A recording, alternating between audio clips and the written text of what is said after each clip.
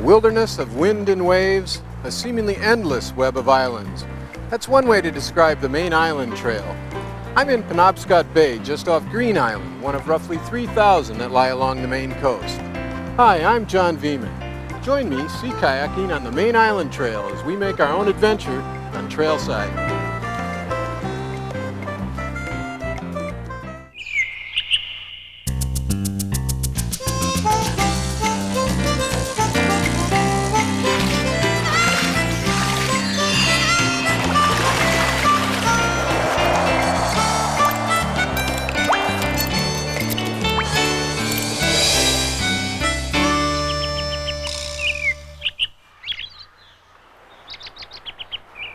The Maine Island Trail runs along the coast for 325 miles, from Casco Bay to Machias, way down east as they say around here. Everything about it is rugged, the wind, the water, the tides, even the granite islands. A sea kayak represents a special kind of freedom, and one of the freest spirits I know is an old friend, Ken Fink. You might say that he regularly paddles the boundary between science and sport. He's an oceanographer, a kayaker, and a passionate professor of both. Hey Ken, how you doing over here? Well, it's always tough getting organized the first day, but I'm getting there. Well, I'm really looking forward to getting out there, especially with you. You know, you're the one who got me started in all this sea kayaking. I remember that well. I still remember your utter fascination and disbelief in your voice when you said, "You mean this water goes up and down?" Well, you know, for a flatlander, that's pretty hot stuff. That's true. Hey, you know, you're notorious for having a science for just about everything. You must have a science for loading a kayak. I do. The basic principle is to keep the weight concentrated toward the balance point of the boat so that the ends are free to rise and fall. So heavy things like water you'd keep right in the middle here? In particular, you look at something like water. It's a very important necessary item. Ought to be as close to the center of the boat as you can make it. Okay, and why do you want the ends lighter than the center of the boat again? Well, for example, if you're paddling into head seas, you want to keep that bow down so it slices under the waves and is well beneath the wind that's blowing toward you. Now, those are head seas. That means the waves are crashing over the bow? That's right. Okay. And in the opposite case, where you have a following sea, you want to keep the stern down, heavier, and keep the bow up. Okay, and again, following seas, the waves would be coming over the stern of your boat. That's right. You're going to be surfing down the face of that wave, and you really don't want that bow to bury itself. Okay, well, what do you say we finish loading up and get down to the water? Sounds great.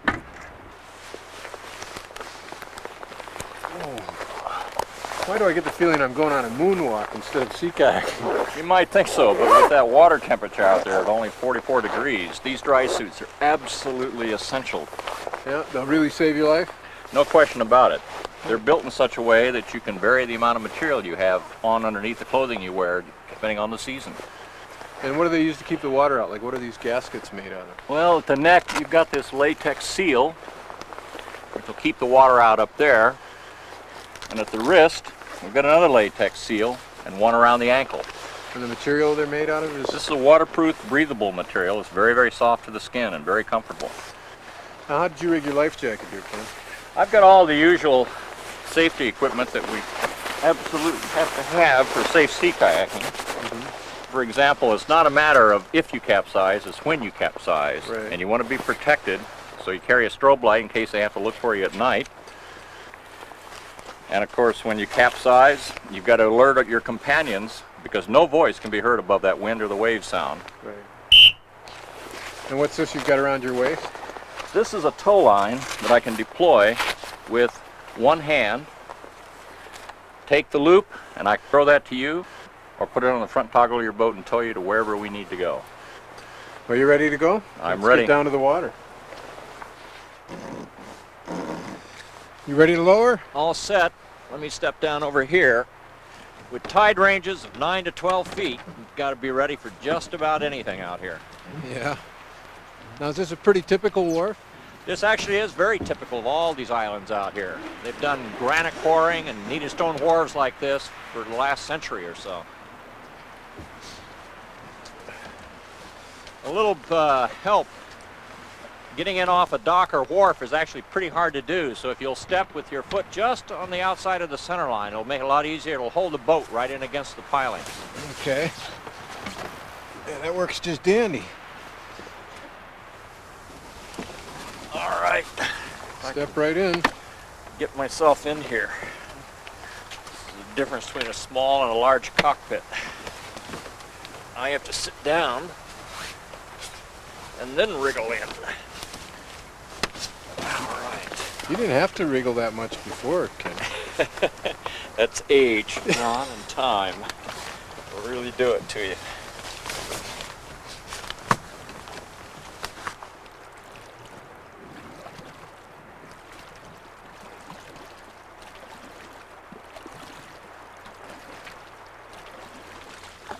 Well, it sure feels good to be back in a boat.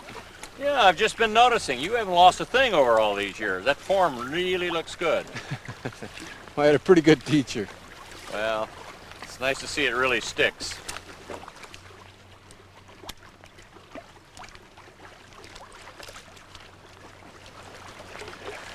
Well, why is it that Maine has so many islands offshore, you know, compared to Massachusetts or some of the other states up here? Well, it's the geology that does it. These are all granite islands. These intruded into the older rocks, and then when the glaciers came down and stripped everything off, it left behind these more resistant highlands. And of course, the sea came back in, and we have all these beautiful islands now made of granite. Oh, you're gonna like this, John. There's little tidal rapid twice every day.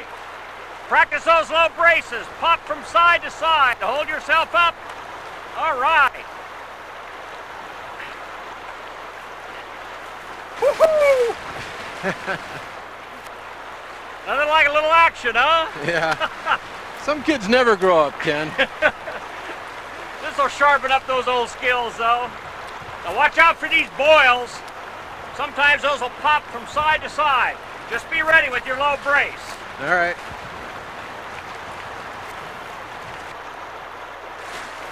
Well, I'll give this a try. I'm not sure we'll make it out of here. It was a lot easier getting in. I'll spot you from down below, just in case you go over. If we don't make it, we'll just carry the boats out.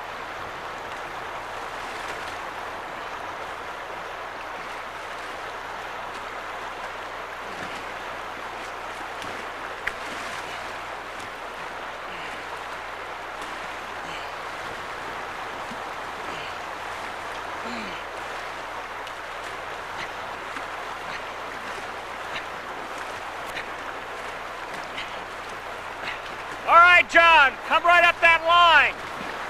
Okay, here I come, Ken. Dig, dig, dig, John. Go, go. That's it. All right. Way to go.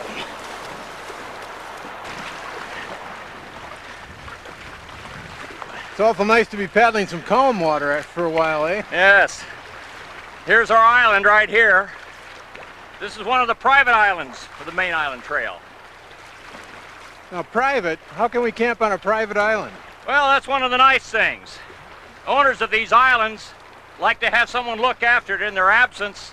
And they also like the idea of sharing this resource with those who really appreciate it. Therefore, they're happy to have a group like the Maine Island Trail Association use it. It's good to get your bow as high up on the beach as you can in a landing like this. It keeps the waves from sort of broaching you around sideways. These boats are pretty heavily loaded with gear, Ken. What do you say we give each other a hand getting them up? That sounds good to me. Here. I'll give you a hand first, then we can come back. Okay. Get mine. All right. Sounds great. Get that stowed. All set? Yep. Here we go. It's good to get your boats as high up as you can on this beach above the tide line, John. Many a boater's landed on a beach like this, heard a funny sound, looked around, watched his boat slide out to sea. Oh. You can see the drift line up here and the pebbles that are thrown up by the highest water.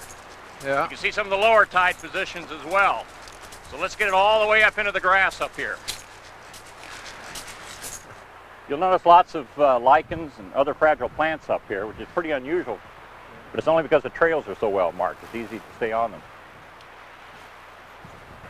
Look at this spectacular view up here. You'll see that high island off in the distance. That's Butter Island, another one of the trail's islands.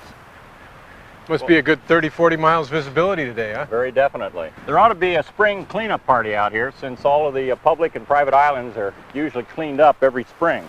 So let's see if we can find them. Well, that'd be neat.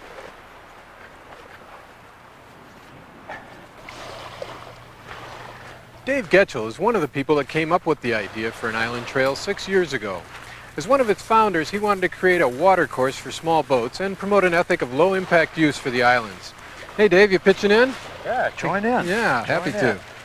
Hey, where'd the idea come from for the island trail?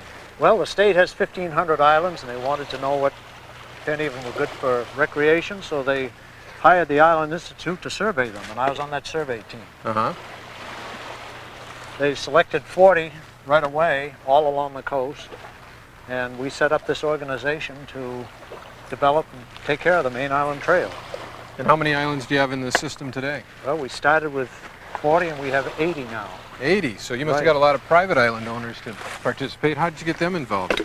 Well, they get a lot in return for they get service in return for their help, and then they get the islands taken care of and looked after all summer long, so it really works out very well for them, because they're not on these islands.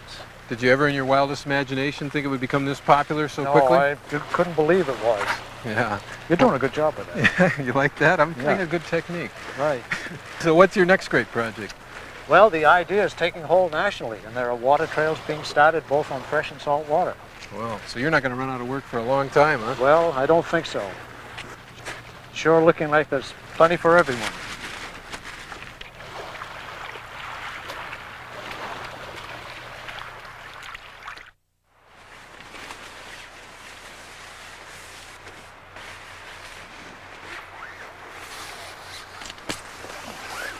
How you doing in here, John? Good, I'm right behind you. Okay, I'll get out of your way. Well, it really looks like a perfect day for an open water crossing. But you never know in Maine. I guess it's time for us to get our gear and in the water for some rescue practice. Now? Before breakfast? Oh, that's the ideal time, John. Well, what kind of rescue are we going to do? Well, we're going to do it all in today, since both of us may end up capsizing out there. You're not going to have your paddle float, though. I'm going to be the one that has the paddle float that gets us out of the water. Okay, well, I'll get rid of that now.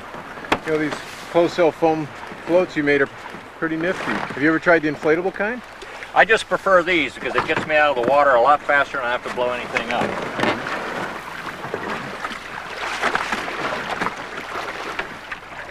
This neoprene balaclava really keeps your head warm, you know? You're going to have a real appreciation for these in just a moment.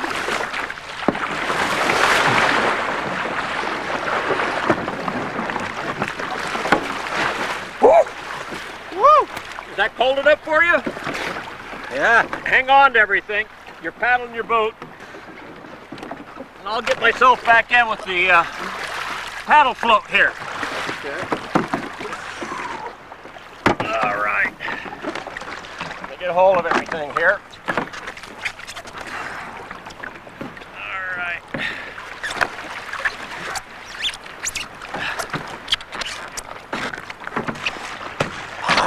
Putting a paddle float on like this sure beats blowing one up, see? Yeah.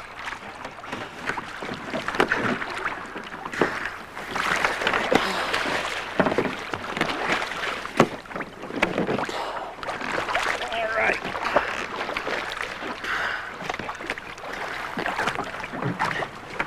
All right. Get myself back in, keeping my weight out on the float. Turned around in the boat. Foot pegs are there. No water in the boat, so I don't have to bother with such a small cockpit putting the skirt on.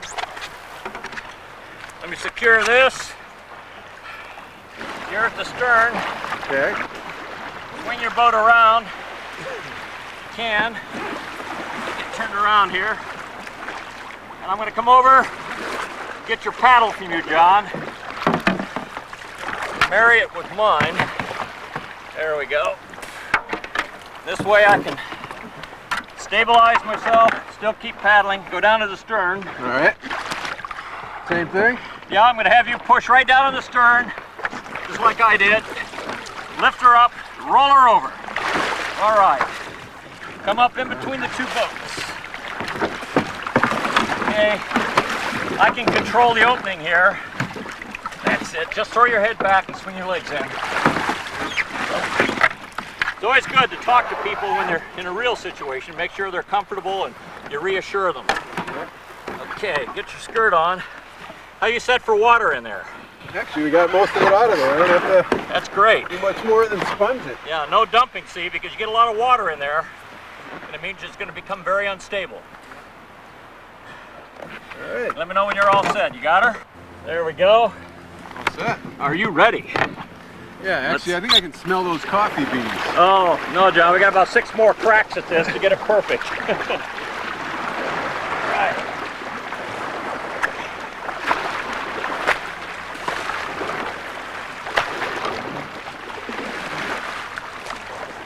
Well, you sure made a believer out of me. I think we ought to start out every day with an open water rescue session before breakfast. That might be all right for you, John, but I think I'll stick to coffee. It is important, though, to do those open water rescues before we start off on a long trip like this. So. Well, now that we know what to do in case we go over, why don't we take a look at the chart here and see where we're going? Well, I thought we'd start right here where we're camped. And we'll paddle all the way down here to Saddleback Ledge. And then we'll turn and paddle back up here to Merchant's Row to Steve's Island. Saddleback, that's really getting out there, isn't it? That's a long way out there, and that's why, to be safe in case of wind or fog, we're going to break this into 2 legs from where we're camped down here to Stoddard and then down here to Saddleback. We'll determine our course heading with this. Well, this is just a clear piece of plastic that you use a waterproof marker on to draw the lines? It's all it is. Very simple, but very effective. We can actually get a course heading as well as distance. Okay. So looking here between where we're camped down to Stoddard on the first leg, we see that on the magnetic compass rose, we've got a heading of 180. Then for the second leg, down here between Stoddard and Saddleback, we look on the rose and we see we've got 174 degrees. So those are going to be the compass headings we use in order to set here on our compass, and then we'll paddle those. Okay, now how do we figure out how far we're going with that? Well, these lines are set up so they're half a mile apart on a 1 to 40,000 scale chart, which is what we're using. Okay. So we look here from where we're camped down here to Stoddard. That's 4 miles. And then the second leg between Stoddard and Saddleback is another 4 miles, making a total of 8 miles. And if we paddle at about 4 to 4.5 miles an hour, we got to get down there in 2 hours. And if we go more than 2 hours, we better look around for somewhere else to land. Yeah, I should think so. That's the only piece of land out there, isn't it? That's right. Next stop is Scotland.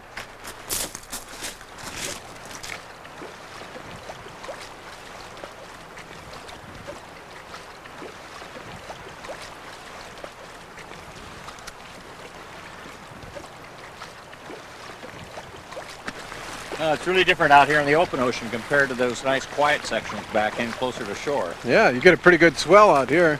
Yeah, always a swell out here, it seems. Right out of the east. All right. When you paddle on this stuff, we just sort of keep loose hips to keep from sinking ship. It'd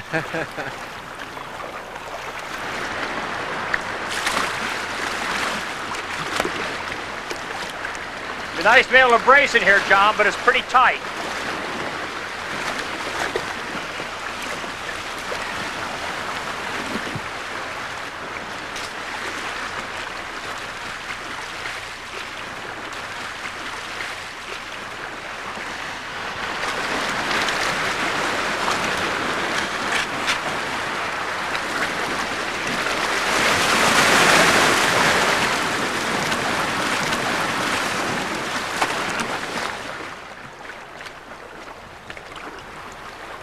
There she is, Saddleback Ledge Light. Looks like we did pretty well with our compass heading. I guess we did, dead on. That lighthouse has been there since 1839. Wow. Those fellows used to go on, stay there for 5 weeks with 1 week off. Here we go. Here's a great place for a seal landing. Seal Now landing. we'll try to catch a surge. It'll take us in through the slot, and try to catch a second one then that'll lift you up and set you down on a rock. And make sure the rudder's up. Okay, here I go.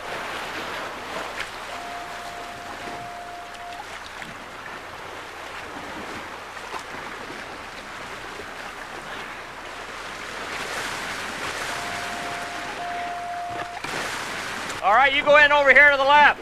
All right.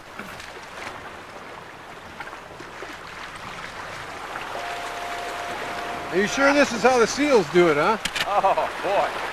Chance to rest after that long stretch. Oh.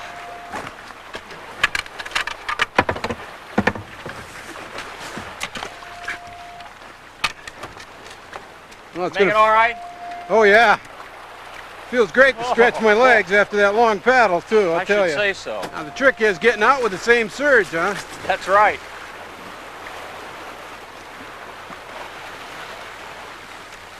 The whole trick in following seas is just to stay right on that fall line.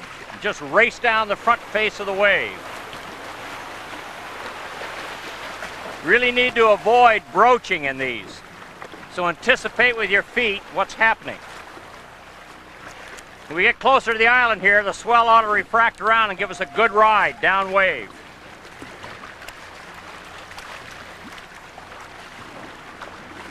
That's it. Kind of fun, isn't it? Yeah, you get a good wave here. Yeah, It's almost like a free ride. that's right. Here we go. When you feel that stern drop, that's when you want to pick it up and paddle harder to catch the wave.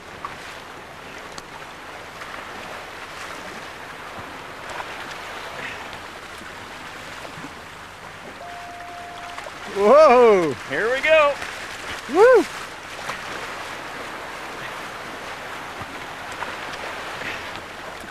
To keep my arms from getting tight and tense, as I open up my fingers on the forward part of the stroke on the upper hand.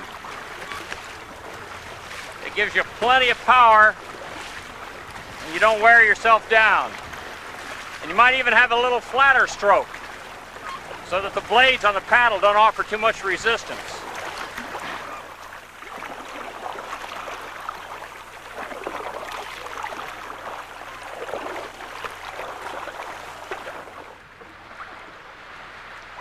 According to the compass heading we've been on, that should be Steve's Island up there. Let's hope so. It's a funny thing about being so low against the water here. You can't tell one island from another. Yeah.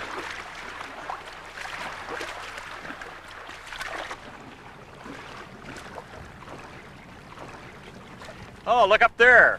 Feel like a couple of lobsters tonight? Sure, you think we can get some from this guy? Yeah, I think I know who it is. Hey, Bobby! Hi, Ken. How you doing? Not too bad. I thought that might have been you. Yep. This is John Viehman. Hi, John. Bobby Warren, John. Hi, Bobby. I see you talked somebody else into trying out one of them contraptions. Oh, yeah. Or John, an old hand like you are. Well, he started quite a while ago. I gotcha. Think we can buy a couple of those from you? Well, let's see what we got here. They ain't been coming too good yet today. Ah. I'll stay out of your way here. Oh, you're okay. There's something in there. Yeah, you sure is. How's that one look? Well, check him, see if he goes a measure. Oh, yeah. Goes a measure. You probably want a band on here, Ken. Where I'm going to carry those, I sure do. I was wondering what you're going to do with them. There you go. All right. Thank you. Okay. That looks good.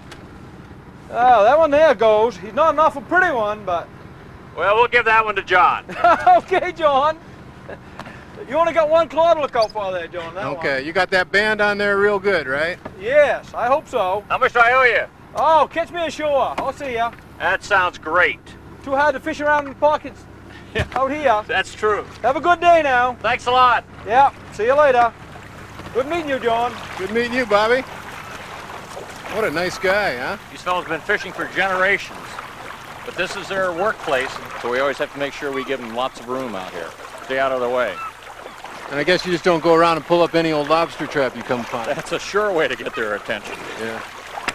But they can be a good friend when you need them, huh? It's great to have lobstermen out here. You never know when one will give you a hand with something. Cooking under a tarp is the only way to go in weather like this. A little rain's not going to spoil this dinner. Good thing we found those lobsters from that fisherman. Yeah. That tide pool back there was just crawling with mussels, huh? Mm. Let's put that butter on. I'll add some balsamic vinegar. All right. Cut that butter as it melts. Okay. Ah, yes. Just stir that up a little bit. Mm-hmm. There you go. Yeah, that. All right, I'm going to dig into these mussels. Oh, yes. Same here. Mm. Just right? Tell you, we're living like kings out here, Ken.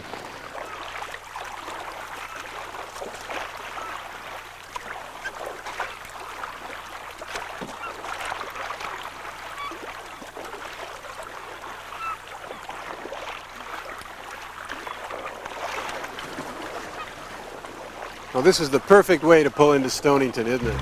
It's always one of my favorite places to stop. Well, we're going to stop in Stonington for lunch before heading back out across the bay. There's still a lot of water to cover. You know, whether it's a quiet harbor town or out in the open ocean, you never run out of new territory to explore on the Maine Island Trail. We'll see you next time on another Trailside.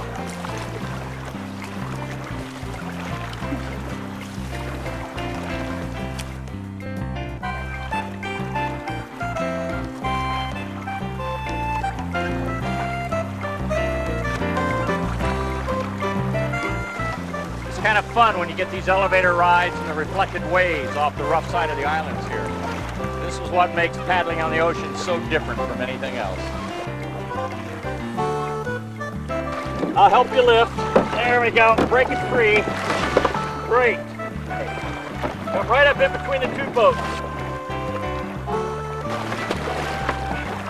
Okay. Keep your elbows there. Just throw your head back. Get your legs up in. Good, easy entrance. All right. Dig, dig, dig, John! Go, go! That's it!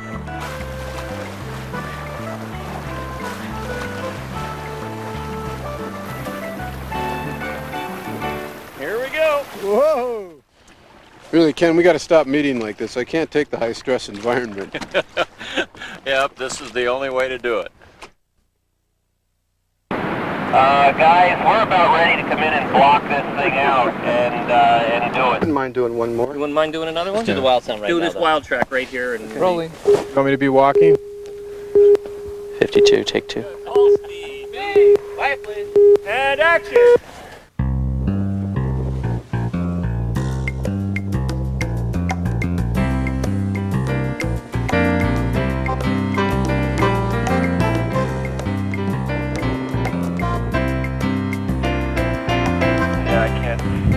John, if you can tell Ken to hold up, he can hear you.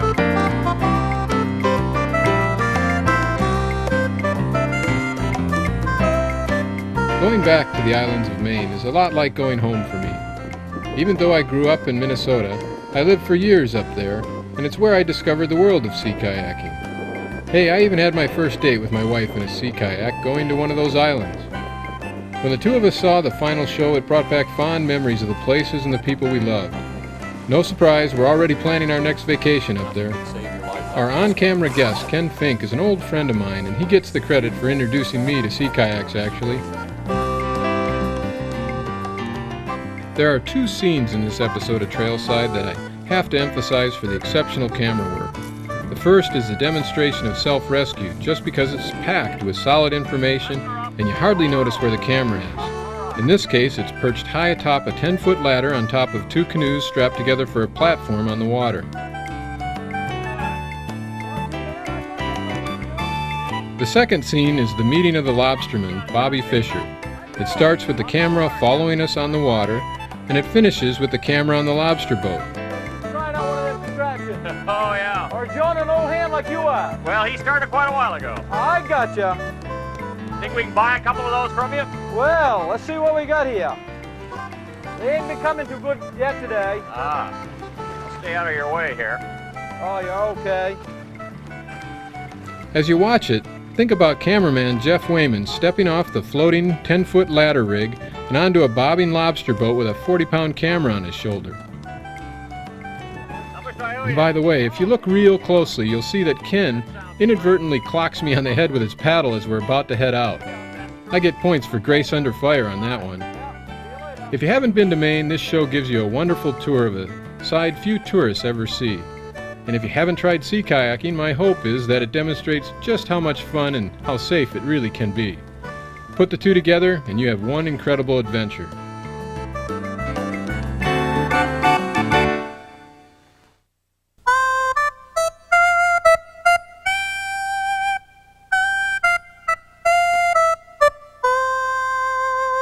Hey, Steve. Hey, John. Is that the canoe you want to take to the Missinaibi? Well, that's a portage's dream. Why don't you heft it up there and see how it feels? Okay. Oh, you aren't kidding. That's light. About 50 pounds, maybe. Oh. Now, how come that's so light? What's causing that? Well, it's made out of a high-tech material called Kevlar. Uh-huh. But you can see, I think they might have gone a little bit too light on the layup here. Yeah, that's a lot of flex. It's a lot of flex, and it's going to be more fragile. You know, we're on a wilderness river. It'd be a long hike out if we put a big gash in this boat. Okay, well, you want to take a look at some of these over here on the rack? Yeah. This one on the top's a wooden canvas canoe. Nice boat. Nice looking canoe. Yeah, it's pretty, but, that's pretty heavy. That must be 70 pounds. Oh, this one here is closer to 90. Uh-huh. And, after a few weeks on the river, it's going to absorb a little water, gain a little weight. Yeah, so we shouldn't take this one, huh? Well, there's a lot of experienced paddlers that still prefer wood canvas, but it's just not my choice. Okay, now how about this one? This is an aluminum canoe? Well, these old aluminum canoes, they've been all over. It's a very strong hull, a little on the noisy side. Mm-hmm. But, the thing that I really don't like about these boats is the keel that goes down along the bottom. It's a small keel, they call it a shoe keel, but there's still a tendency for those to hang up on rocks. When you run in some white water and you hang up on a rock. And that'll flip you right over? No time at all. And the material itself actually has a tendency to grab a hold of a rock. Mm. Now what about this canoe down here? No, there's just the opposite. This boat is going to slide right over a rock. You want to take it off the rack? Yeah, let's take a closer look. Oh, it's pretty light anyway. Oh, I tell you, this is a light hull for a Royal X canoe. Now, Royal X, what kind of material is that? Well, Royal X is a plastic laminate. There's a foam core sandwiched in between two layers of plastic. Very tough boats. Great for impact resistance. Notice how that bounces right back. Yeah. And there's not too much flex, which a lot of Royal X canoes have. Yeah. Good trade-off. Well, what other design features should we be looking at? Well, on a river that has a lot of flat water, you want a canoe that tracks. Mm-hmm. And in order to get that, you need a straight keel line. It keeps the very ends of the canoe right in the water. And it's just going to track better. It's going to run a straighter course. Okay, well, if it's going to run a straight course well, it's probably not going to turn very easily, so how are we going to turn this? Well, I'll show you. Let's flip him over there. Okay. Okay, what we can do, say we're coming up on a rock, we want to make a hard turn. We lean that boat up a little bit, and that's going to put that rocker in the canoe, and then it's going to spin just like we want it to. So we're creating a little bit of a pivot point here in the middle of the canoe by bringing up the ends, and that's helping us compensate for the lack of turning ability. Huh? You bet. So paddling skill is the secret there, huh? Yeah, I think so. And what other features do we look at? Well, right up here in the bow, we've got a nice flare, and that flare is going to shed the water. It's going to keep it from going in the boat where we don't want it. And that'll probably make it firmer in the waves as you go through a rapid, Yeah, I think so, a little more stable. And what about the height from the deck here down to where the water line would be? That's a lot of surface area going to get caught by the wind. Is that going to be a problem? Good point. Yeah, and it can be a problem, but it's a trade-off that I'm willing to make. Okay, that's probably going to also help us shed water in the rapids. You bet. It's going to be a dryer.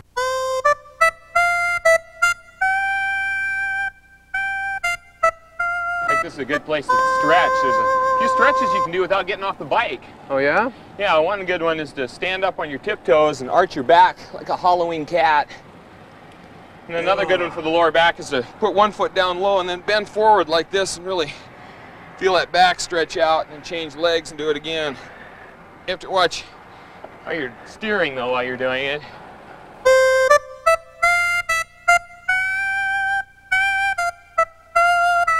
Getting a little hungry. Did you find anything? I did. Up in the beautiful sunny glade on the island, I found the last of the fiddleheads. Oh, mind if I try one? Please. They are delicious, aren't Yeah, they go for about $10 a pound in the city. they? I'd like you Anything to else? try this too. Yeah, this is called beach celery or Scotch lovage, and you'll recognize its flavor. It's in the parsley family. Now that's good. Yeah, and right here actually is a wonderful berry. It's called gooseberry, and that has a real distinctive maple-shaped leaf. And in the late summer, it has a berry that's sort of a cross between a currant and a grape and a cranberry. Mm-hmm. Hard to describe. You know, you should always remember when you're foraging for greens not to take too many leaves from one plant and not to take too many plants from one area to kind of keep the colonies going. See if you can guess what this is. Well, let's see. I'd say it looks like something from the pea family. You got it. That's called a beach pea, and you use it like a snow pea. They're not quite ripe yet, but you can steam them or fry them or have them raw in a salad. And that's a real valuable plant. It's pretty plentiful here. And let's see. Here's one. This is neat. This is called goose tongue, and this grows right in the tide. And so it's real salty flavor. It's kind of bitter, pungent, something you'd put in a salad. Doesn't taste like goose at all to me. Yeah. You know, all these greens are great, but it doesn't really fill you up. So you kind of got to think about eating higher up on the food chain for better energy. Look at these mussels. This is a really rich bed. Oh, yeah. Got to twist them and pull. Yep, that beard kind of gets stiff. Hey, there's some dulse. What, this stuff right here? Yeah. You know, with the protein in the mussels and the vitamin A and C and the iodine, and I guess there's potassium in the dulse too, that's a totally balanced diet right there.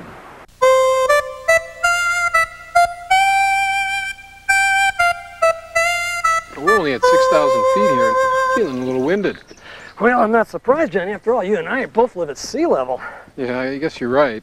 You know, I've got Mount Rainier coming up in a few weeks, and that's what, 14,000 feet or so? Yes. You think I have anything to worry about there? Well, you've got a point. You know, at higher altitude, you'll be breathing even more rapidly than here, and one of the things is you'll be losing more carbon dioxide than you're used to losing, and that'll change the acid-base balance in your blood. That could lead to a problem called acute mountain sickness. If you get that, you get a headache, feel nauseated, tired, more so than you should. A miserable way to spend your vacation in Rainier. Yeah, I'll bet. Well, is there anything I can do to get ready for it, or any medications you can take to head it off if you've got a problem? There's a couple things you could do. You could climb slowly, no more than 1,000 feet a day to acclimatize, but that's not a very good idea for Rainier. Yeah. The other would be a medication called Diamox. So if you run into the problem, you can treat it because Diamox causes your kidneys to rapidly change that acid-base balance back the way it should be, correcting the problem. Now, pulmonary edema I've heard of. Is that a more extreme situation? It is. In pulmonary edema, the low oxygen causes the arteries of the lung to clamp down. This in turn forces fluid over some of the other arteries in the lung, causing them to leak. Fluid spills into the lung, you get kind of a crackling sound and frothy type of buildup of fluid in the chest. Well, it doesn't really sound that much different from like a bronchitis or a bad cold. How would you know you've got it? Well, it's a good point because many people have died because no one can make the diagnosis. It's tricky. Actually, what you might do is have the person rest for about 20 minutes. After a 20-minute rest, take the pulse rate. If it's still above 120 beats per minute, they probably have acute pulmonary edema. They need to descend. Well, what about getting people down? I mean, are they resistant to getting off the mountain? I mean, if you're a few hundred feet from the summit? That could be true, especially if you make them feel better with the medication temporarily. And you are dealing with highly motivated athletes, so a big part of your problem is with this treatment, you're doing it so you can descend. Descent is the treatment of choice.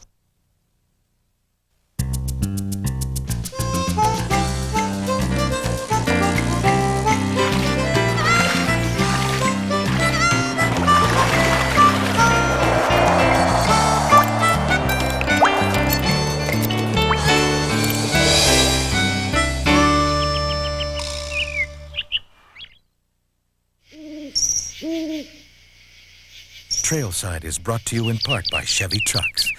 Next time you're having fun outdoors, make sure Mother Nature has a good day too. And LL Bean, providing sporting gear and apparel for people who love the outdoors for over 80 years. And High Tech Sports, who invite you to enjoy the great outdoors and follow the trail to adventure.